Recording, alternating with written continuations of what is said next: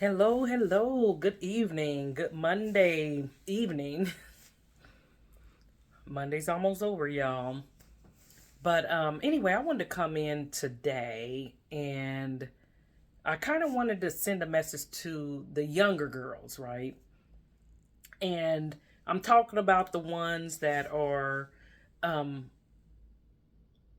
younger than 35 and or not having any perimenopause symptoms yet. One of the best things that you can do for yourself right now, today, is develop habits that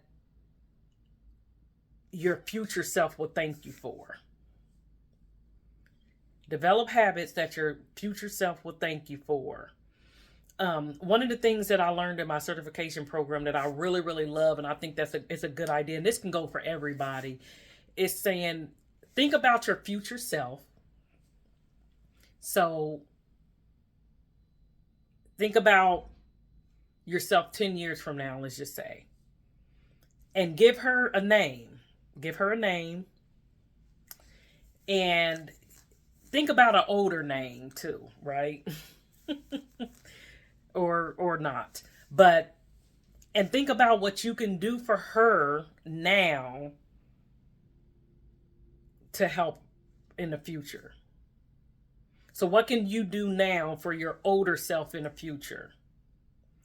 And what I want to say is develop healthy habits.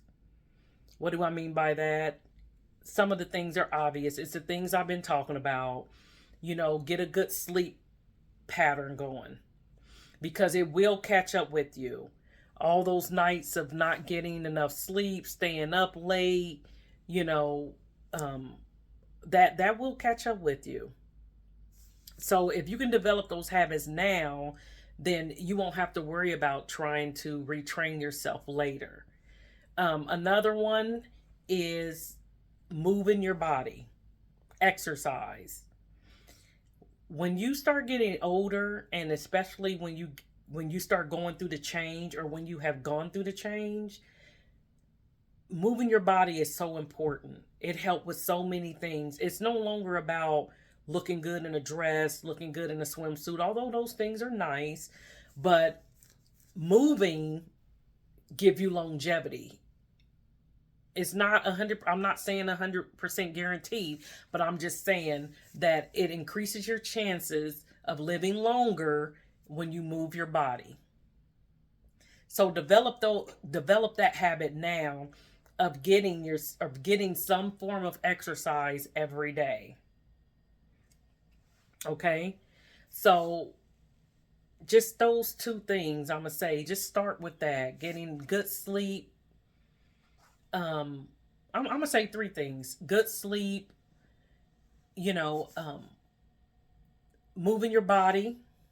That's under self care, and the one that is very hard but doable: stress management. So I kind of talked about that and hit on that. It doesn't have to be big things. Um, it can be little things, right? So again, planning ahead, not procrastinating. And something else I'm gonna add in there, that studies have showed that, and like I said, this isn't for everybody, but most women, especially those that really experience really bad perimenopause symptoms, studies have showed that it can be linked to past trauma. So many women that have had traumatic situations happen later can develop really bad symptoms going through the change. And I thought about that with myself, like, yeah, because I've been through some things. And I feel like, it makes sense if you think about it. Because our nervous system, just think of how our nervous system is. We're in situations where we're always in that fight or flight, always nervous, always antsy, that's not going to be good for us in the long run in any situation. So that's something else. Think ahead. Don't put yourself in situations that can end up being traumatic for you. And that may mean leaving a relationship sooner, right? That may mean saying no to drugs, alcohol, limiting your alcohol intake, making smarter choices on who you're around, who you're hanging around, those types of things. Because I know for me, if I had made some of those choices earlier, then I may not have gone through some of the trauma that I went through. So that's my little nugget for today. Have a great evening, guys. God bless.